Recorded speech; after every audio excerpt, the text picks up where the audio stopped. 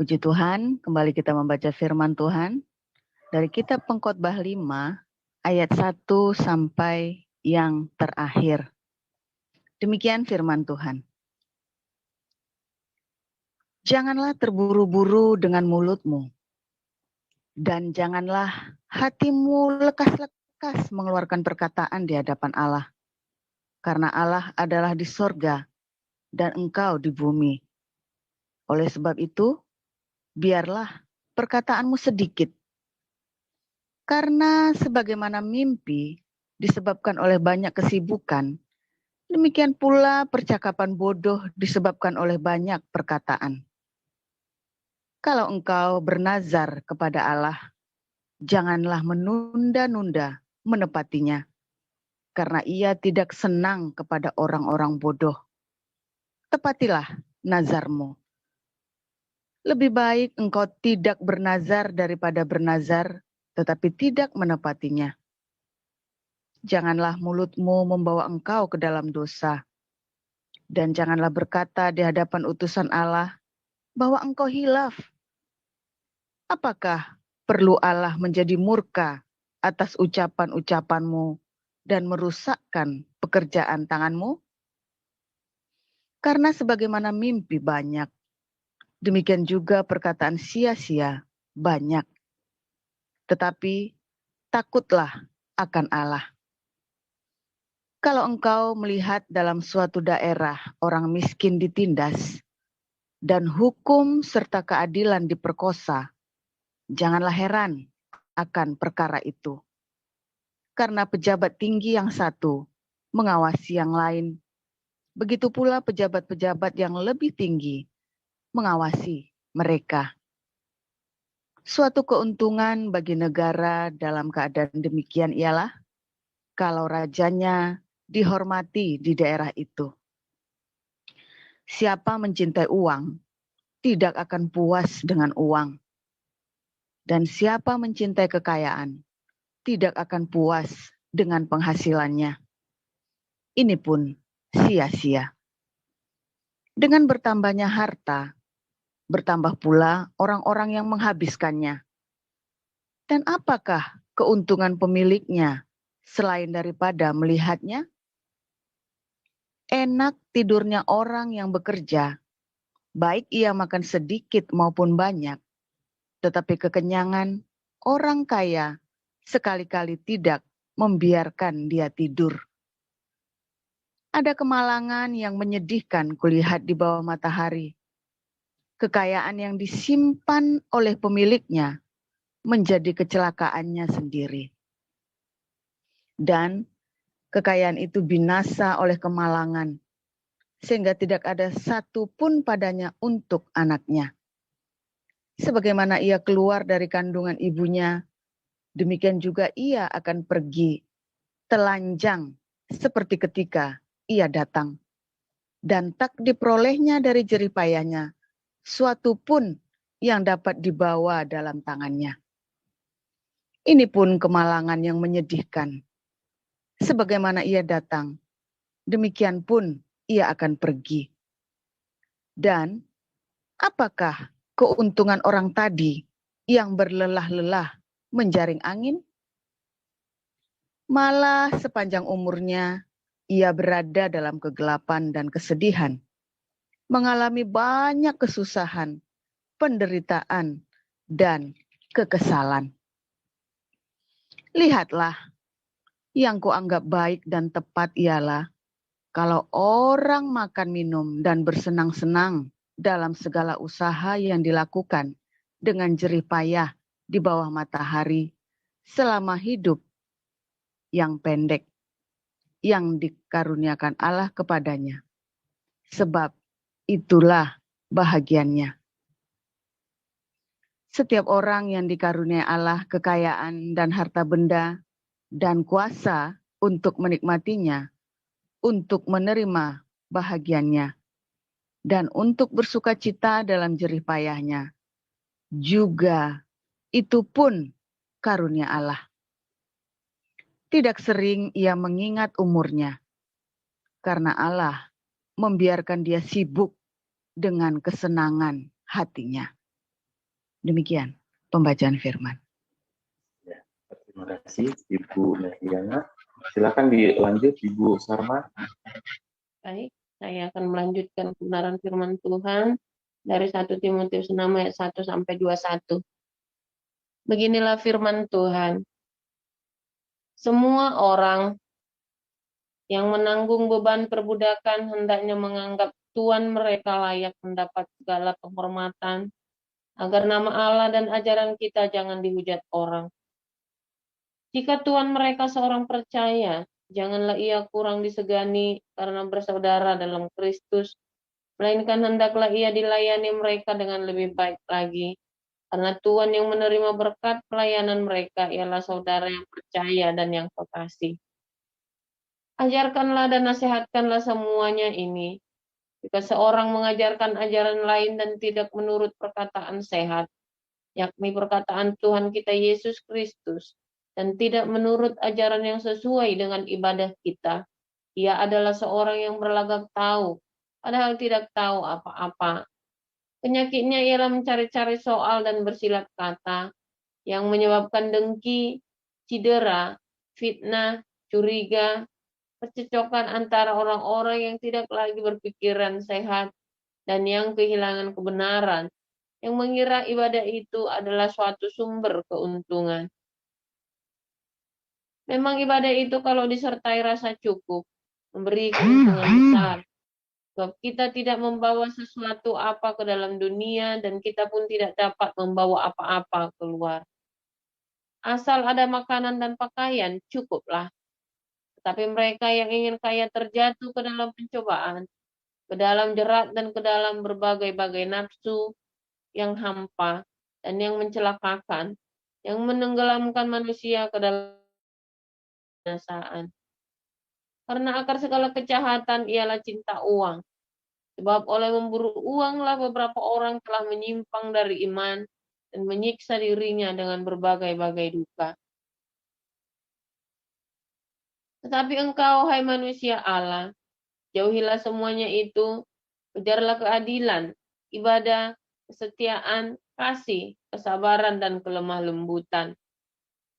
Bertandinglah dalam pertandingan iman yang benar, dan rebutlah hidup yang kekal. Untuk itulah engkau telah dipanggil dan telah engkau ikrarkan ikrar yang benar di depan banyak saksi.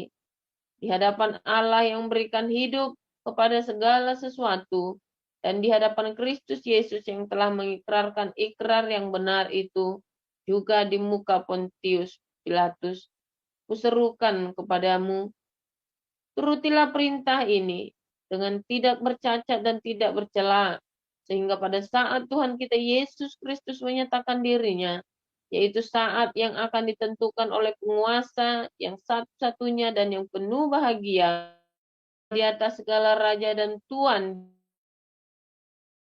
dialah satu-satunya yang tidak takluk kepada maut, bersemayam dalam terang yang tak terhampiri.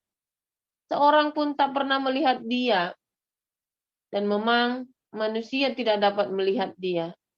Baginya lah hormat dan kuasa yang kekal. Amin. Peringatkanlah kepada orang-orang kaya di dunia ini agar mereka jangan tinggi hati dan jangan berharap pada sesuatu yang tak tentu seperti kekayaan, melainkan pada Allah yang dalam kekayaannya kita segala sesuatu untuk dinikmati. Peringatkanlah agar mereka itu berbuat baik, menjadi kaya dalam kebajikan, suka memberi dan membagi, dan dengan demikian mengumpulkan suatu harta sebagai dasar yang baik bagi dirinya di waktu yang akan datang untuk mencapai hidup yang sebenarnya. Hai Timotius, peliharalah apa yang telah dipercayakan kepadamu. Hindarilah omongan yang kosong dan yang tidak suci, dan pertentangan-pertentangan yang berasal dari apa yang disebut pengetahuan, karena ada beberapa orang yang mengajarkannya, dan dengan demikian ia telah menyimpang dari iman. Kasih karunia menyertai kamu. Demikian. Ya, terima kasih Ibu Sarma atas pembacaannya. Silakan Pastor Paul. Haleluya, luar biasa. Firman Tuhan selalu baru setiap hari ketika kita menanti-nantikan Tuhan di dalam agape, dalam cintanya, saudara. Ya, dan kalau Anda terus ya logos dilakukan di dalam cinta, di dalam agape, jadilah rema penuhlah Anda dengan Roh Kudus. Ya, gitu ya. Nah, sehingga ketika Anda penuh dengan Roh Kudus, hidupmu akan dituntun oleh Roh Kudus. Ketika hidupnya dituntun oleh Roh Kudus, maka kita berbuah. Ada buah roh dalam hidup kita. Ketika kita berbuah, yang menikmati siapa pertama kali? Pasangan hidup kita dan anak-anak kita, keluarga kita. Ya, keluarga kita, yang paling dekat dengan kita, pembantu rumah tangga juga termasuk. Ya. Kemudian karena buahnya itu melimpah, mulailah tetangga kanan kiri ya di dalam komunitas kita menikmati saking melimpahnya Tuhan percayakan harta surgawi kepada kita. Ya, dan harta duniawi juga. Sehingga kita menjadi berkat lebih banyak lagi kita menjangkau. Kasih itu bisa menjangkau. Nggak ada salahnya, saudara. Kita punya harta banyak itu nggak salah, saudara. Kita menjadi kaya itu nggak salah. Karena itu berkat Tuhan. Yang salah adalah ketika kita ingin kaya. Nah, ya. Jadi Anda jangan mencibir orang kaya, saudara. Kalau Anda mencibir orang kaya, nampaknya hatimu justru melekat pada kekayaan. Ya. Jangan mencibir orang kaya, biasa aja lagi. Memang dia diberkati Tuhan. Ya. Pendeta kaya pun nggak apa-apa, saudara. Ya, yang salah adalah pendeta yang bergaya hidup mewah. Tidak ada salahnya ya pendeta kaya. Oh, tapi kan saya melayani di kalangan para artis. Nah, itu tadi bersilat lidah, saudara. Kebanyakan bersilat lidah. Pokoknya mau melayani di kalangan para artis, mau melayani di kalangan para pejabat, mau melayani di kalangan para pengemis, pokoknya seorang hamba Tuhan. Kalau dia berkata saya hamba Tuhan, saya gembala, saya penginjil, kamu tidak boleh bergaya hidup mewah. Karena setiap gerak-gerik kita, apa yang melekat pada kita adalah teladan. Teladan bagi siapa saja. Walaupun Anda di kalangan para artis, tapi orang waktu naik bis, waktu Anda lewat ya di daerah kumuh, orang melihat Anda hamba Tuhan, wah mentang kinclong, wah teladan hamba Tuhan. Sampai minder orangnya. Kadang-kadang saya berpikir ya, para pendeta ini harus belajar dari Dalai Lama. Ya, harus belajar dari Dalai Lama.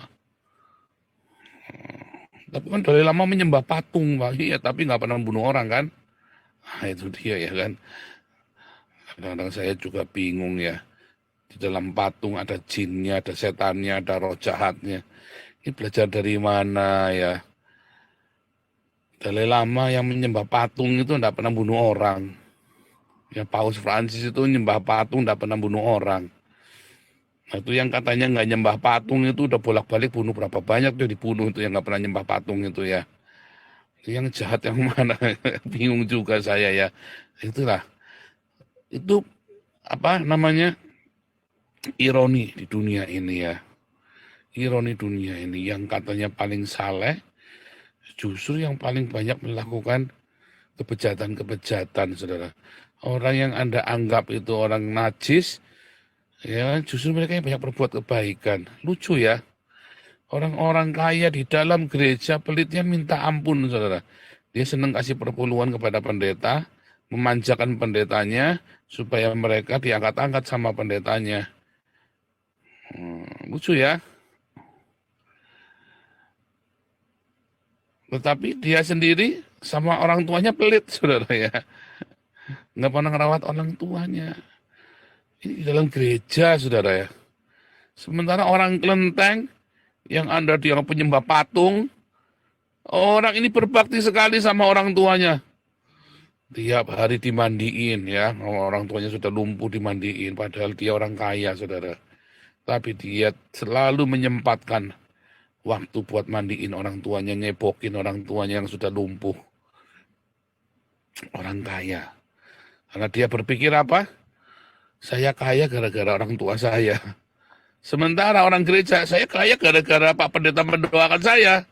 Kutu kupret, saudara. Lebih manjur doa orang tuamu daripada doa Pak Pendeta. Serius, saudara, sekalipun doanya saya. Lebih manjur doa orang tuamu, saudara. Percaya saya. Ya. Anda ingat-ingat yang saya ngomong ya hari ini, nanti Anda ingat-ingat, buktikan. Doa orang tuamu sekalipun dia Islam, sekalipun dia penyembah berhala, sekalipun dia itu tetap lebih manjur daripada doa sang pendeta. Anda ingat-ingat omongan saya. Kalau dia ngutukin, saudara, walaupun dia itu ateis, ya katanya nggak percaya Tuhan, begitu dia ngomong yang jelek tentang kamu, waduh, Gilbert pun nggak bisa nengking, saudara. Siapa lagi, Tony Daud pun nggak mampu, saudara. Percaya nggak? Itu firman Tuhan, loh, saudara. Ketika orang tuanya ngutukin kamu, pendeta paling hebat, Anda sebut satu pendeta yang menurut Anda hebat, nggak sanggup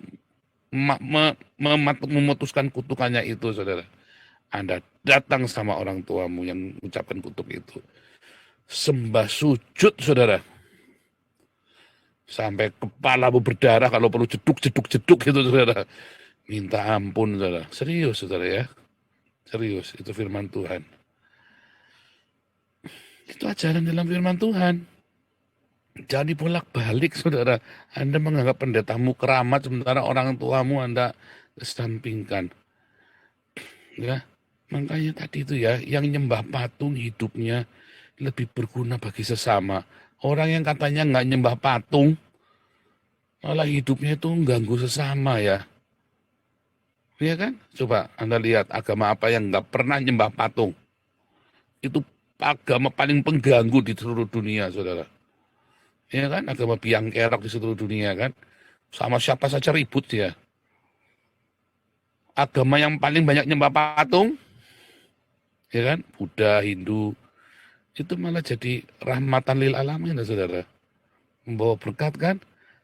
Supaya rajin, selalu ada proyek sedekah setiap saat, saudara. Ya kan? Kalau ada bencana alam di Indonesia, si penyembah patung atau si orang yang nggak nyembah patung? Si penyembah patung, Yayasan Suci nih. Kita saja Damaris kalah, saudara. Kita belum sampai ke sana. Habis Anda juga nyumbangnya nanggung-nanggung sih. Coba kita dananya kita miliaran. Ya kadang-kadang saya iri, saudara, dengan kebaikan hati para penyembah patung ini, saudara. Bagaimana si setan-setan ini memberikan kebaikan kepada si penyembah patung ini, saudara kan? Dalam hati para penyembah patung ini. Kenapa Allah yang sejati, yang katanya Allah yang benar itu tidak memberikan kebaikan kepada hati umatnya ya, saudara ya? Salahnya di mana? Jangan-jangan setan itu adalah sang pencipta, sang Allah itu adalah sang perusak, saudara. Saya kok yakin begitu ya jadinya ya. Oh, kita realistis saja. Anda beragama pakai otak, saudara. Nonton dan lihat. Anda tidak perlu baca kitabnya. Nonton saja kelakuan hasilnya. Yesus kan bilang, dari buahnya kamu tahu pengajarannya. Pak, Kristen juga begitu, Pak. Ya berarti tinggalkan saja Kristen kalau memang begitu. Atau tinggalkan gerejanya. Kemungkinan gerejanya yang enggak di sini mah Anda wajib menghormati orang tua, peliharakan keluargamu. Ketika Anda wajib bersedekah. Ya, pendeta dan gereja urusan nomor 17, saudara. Ya kan? Mau Anda nyembah patung, mau Anda nyembah bokong, pokoknya wajib menghormati orang tua, saudara. Nggak urusan, saudara, ya kan. Saya mengatakan yang paling ekstrim, saudara. Mau nyembah patung, mau nyembah bokong, nggak urusan, saudara. Aduh. Yang saya ngomong ini serius beneran ya, saudara. Itulah fakta. Makanya Tuhan banyak memberkati orang-orang para penyembah patung ini. Karena para penyembah patung ini ternyata hidupnya lebih berguna bagi sesama. Ingat, ini zaman perjanjian baru. Di zaman perjanjian lama, Anda tidak boleh membuat patung. Karena pasti disembah hatimu berkata bahwa patung itu Tuhan. Di zaman perjanjian baru, ya, orang mulai bergeser pikirannya. Mereka tahu patung itu bukan Tuhan. Mereka cukup waras, saudara. Mereka menjadikan patung-patung itu sebagai simbol, ya, apa yang mereka sembah, supaya mereka selalu ingat, ya kan? Karena untuk fokus kepada sesuatu yang tidak kelihatan itu sulit. Makanya butuh jimik. Jimik itu apa? Nah, ini jimik ini namanya ya. Anda punya anak. Oh, jimik ini jimik dari Indofood. Oh, jimik dari Metro. Jimik dari mana perusahaan apa gitu ya. Jimik. Supaya apa? Kenapa dikasih jimik, saudara? Anda dikasih jimik ya. Misalnya Anda lagi itu, oh ini ada permen, kok ada jimiknya. Supaya Anda ingat selalu permen itu. Ya, ini samponya ada jimiknya supaya Anda ingat dengan sampo itu. Ya kan? Itu jimik namanya. Jadi patung itu bukan buat disembah, mereka juga sadar. Orang Buddha, orang Hindu, mereka juga sadar itu bukan Tuhan. Itu patung yang mereka bikin sebagai jimik. Supaya mereka mengingat Dewa Siwa. Supaya mereka mengingat Sang Buddha. Supaya mereka mengingat Tuhan Yesus. Supaya mereka mengingat Bunda Maria. Sebagai jimik, saudara. Makanya di era perjanjian baru itu rubah. Mindset orang itu berubah. Kultur, antropologi, sosiologi orang itu berubah di zaman perjanjian baru. Ya, karena itu adalah zaman yang baru. Zaman perjanjian baru adalah sebuah permulaan zaman baru, saudara. Ya. Kultur yang baru, pola pikir yang baru, beda di zaman perjanjian lama. Mereka benar-benar yakin kalau batu itu Tuhan. Mereka itu benar-benar yakin kalau pohon itu Tuhan. Mereka benar-benar yakin kalau gunung itu Tuhan. Saudara tahu kata El Shaddai, El Shaddai, El Shaddai, El Elyon Adonai. Ya, Allah gunung yang maha tinggi adalah Tuanku. Itu benar-benar gunung itu loh, saudara. Itu dari orang-orang Kanaan. Tetapi Abraham tahu bukan gunung itu, tapi kan Abraham. Orang Kanaan tahu nggak? Nggak tahu. Dia berpikir El Shaddai sang gunung itulah Tuhan. Makanya ketika orang Filistin itu, orang-orang Filistin kan tinggal di Kanaan. Orang-orang Filistin itu perang sama orang Israel. Allah mereka adalah Allah gunung. Mari kita berperang di lembah. Maksudnya gunung itu adalah Allahnya, saudara. Tanggap ya, itu mindset, saudara, yang dirubah. Di zaman perjanjian baru, nggak ada. Makanya pembatalan hukum Torah itu sudah terjadi. Ya.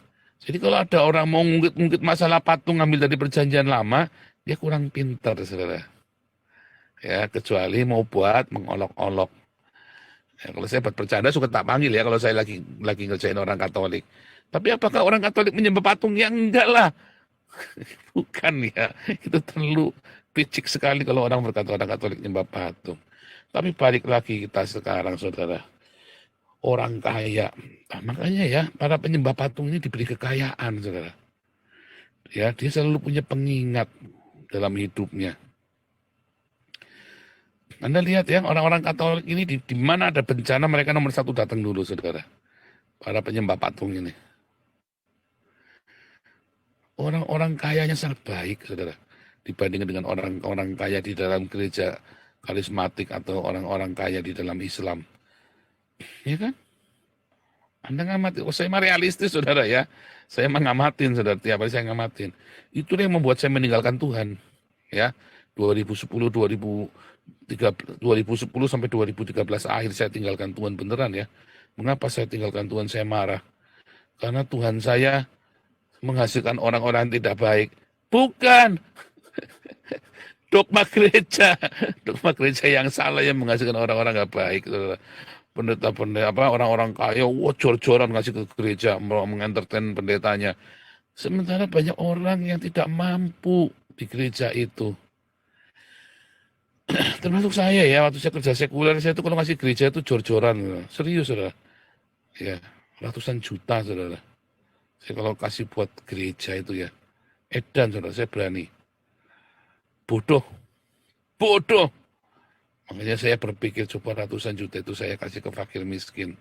Coba ratusan juta itu saya berikan. Ya kan, ke Damarisnya belum ada, dulu belum lahir. Sayanya belum jadi nabi kok.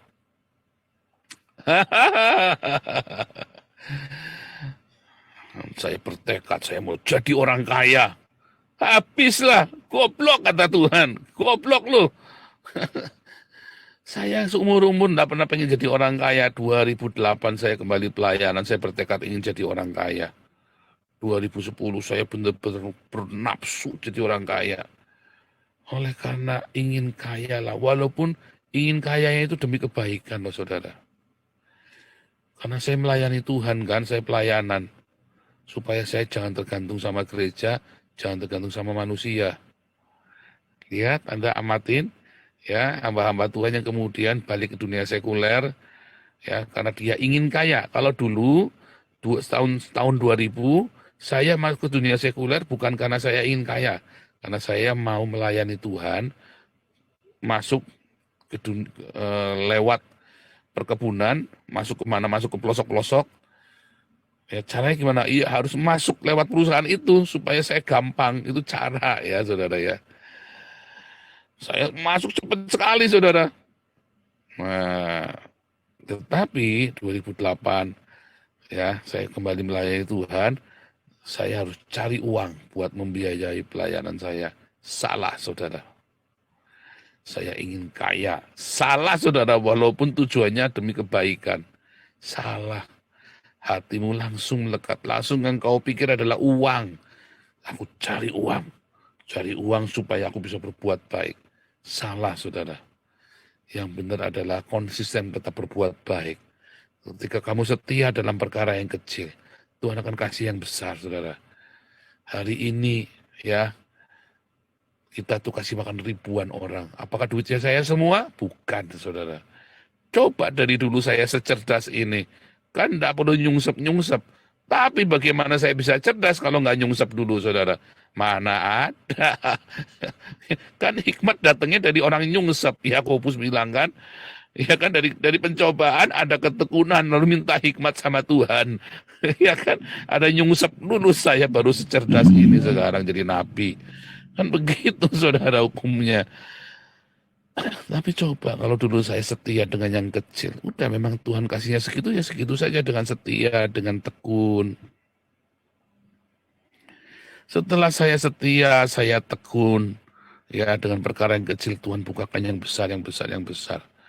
Dari kita cuman penginjil Facebook, ya saya kan sudah mengundurkan dari pendeta ya, 2010 itu saya sudah mundur jadi pendeta, saudara. Jadi saya mulai pelayanan lagi dari Facebook, dari penginjil Facebook, baptis orang, pakai pesannya dari messenger, kayak beli online, kayak jualan online, saudara ya. Nah ini baptisan online, saya datang, saya baptis keliling gitu ya, ke Jawa Timur, kemana, ada. Nggak ada surat baptisnya dulu, saya nggak punya organisasi. Setelah saya, ini baru kita kirim surat baptis ya, setelah 2015, 2016, 2017 awal ya, saya baru punya surat baptis. Ya, diajak sama Pak Iskandar, Pastor Iskandar, teman kuliah saya, gabung dengan sinodenya. Sekarang kita luar biasa pelayannya, diberkati Tuhan, internasional. Kita semua ya. Ternyata enggak, kamu enggak usah main sendirian. Jangan solo. Karena pelayanan itu adalah apa? Yesus bilang, mari kita menjala manusia. Bukan jadi mancing. Ya, ayatnya kan disuruh menjala, menjadi penjala manusia kan? Penjala manusia. Dengan apa? Dengan net work. Ya kan? Berjejaring kan? Hari ini ada komunitas kita. Apakah saya kaya raya, saudara? Enggak. Anda cek rekening saya ya kosong. Ya, kosong. Kalau nggak ada yang transfer ya kosong. Ya kan? Tetapi pekerjaannya kita luar biasa kan? Luar biasa, duitnya siapa? Duit kita semua. Duit saya, duit Anda jadi satu, sehingga jadilah 8 miliar lebih. Iya kan?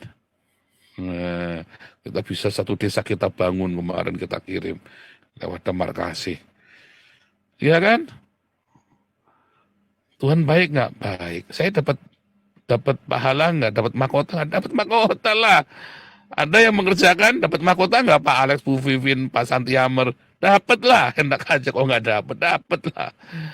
Tapi kita semua dapat, kita dan efektif sekali kerja kita, jedek cepat jadi. Badui, emang cuma Bu Vivin doang yang dapat mahkotanya, saya dapat lah, enak aja. Iya kan?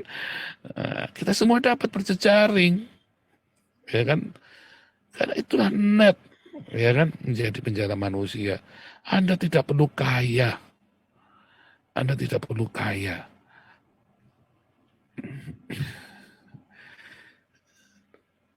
Berikanlah rasa cukup dari penyembahanmu, dari kehidupanmu yang diubahkan Tuhan. Itu saudara yang dimaksud di pengkhotbah.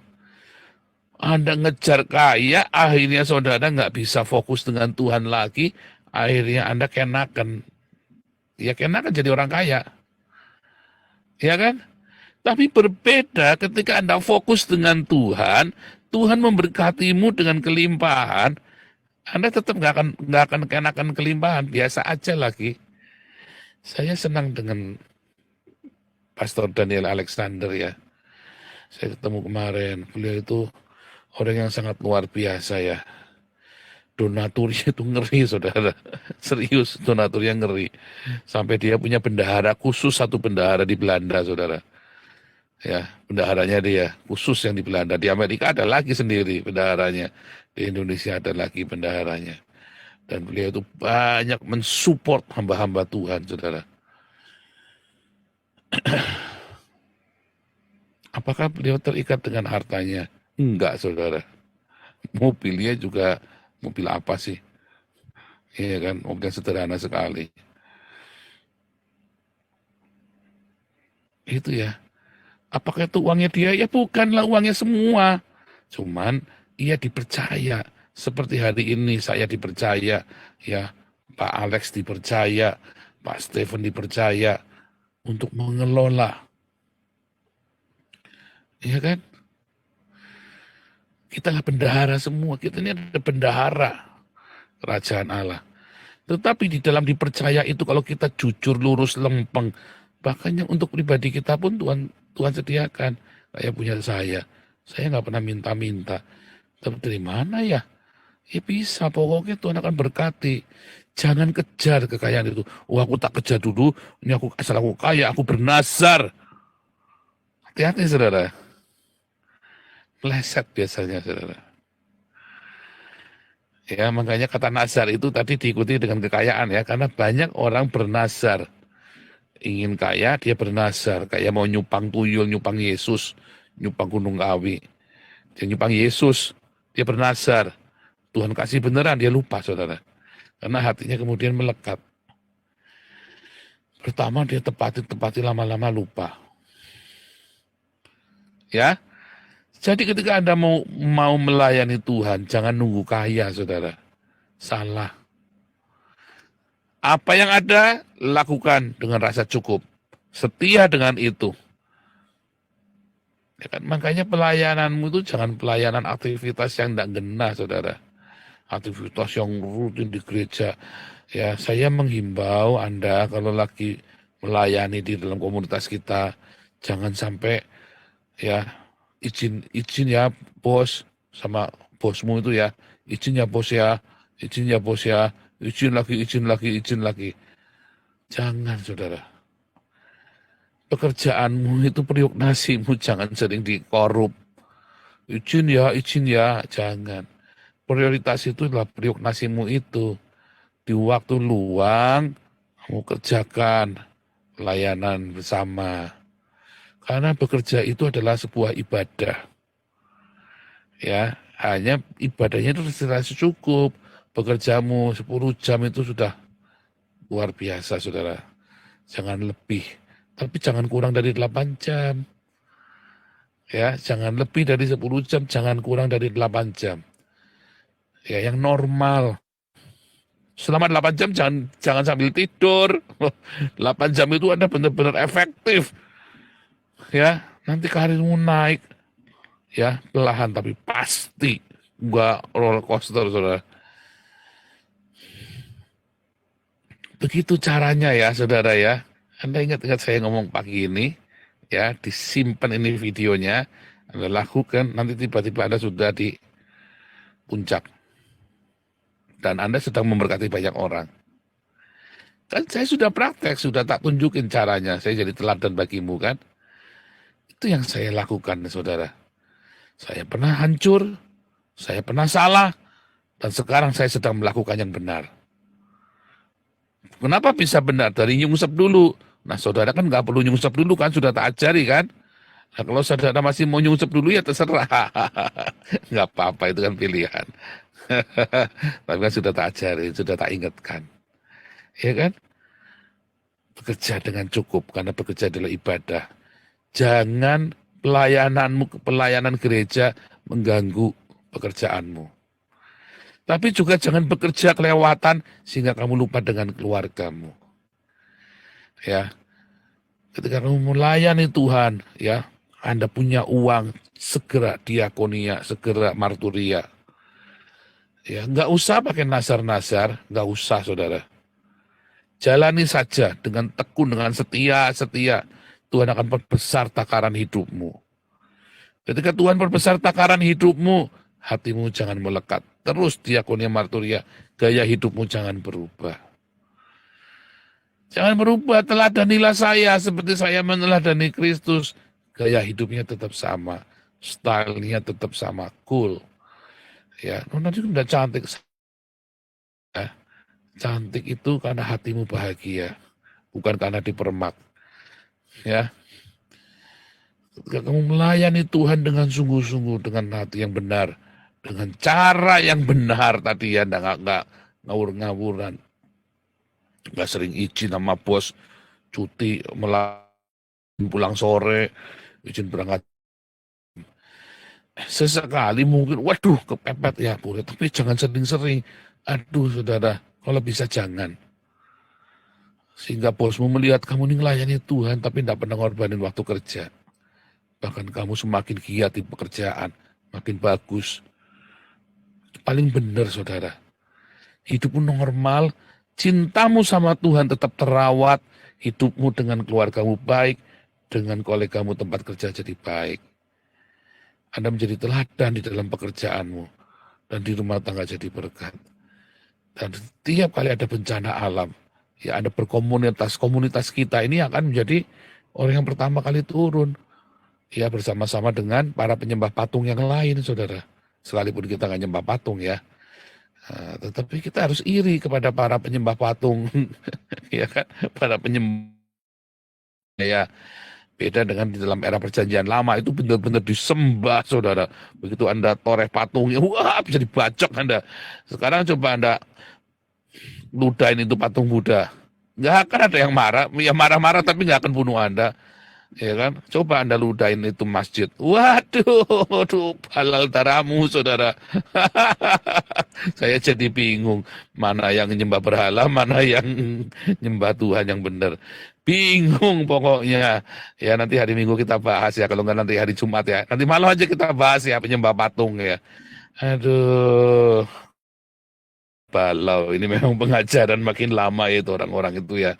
Pokoknya saudara, ya. Ingat-ingat ya, ingat-ingat saudara. Jangan saudara sekarang. Sedikit sekali, tetap dibagi. Sedikit sekali, tetap dibagi saudara. Ya, orang tua nomor 1, keluarga dipelihara, juga anak istri, suami yang benar ya. Ada keponakan kalau perlu. Ya, terus kemudian komunitas, ya, baru Anda kirim ke saya kalau ada sisanya. Endingnya nggak enak banget. Tuhan Yesus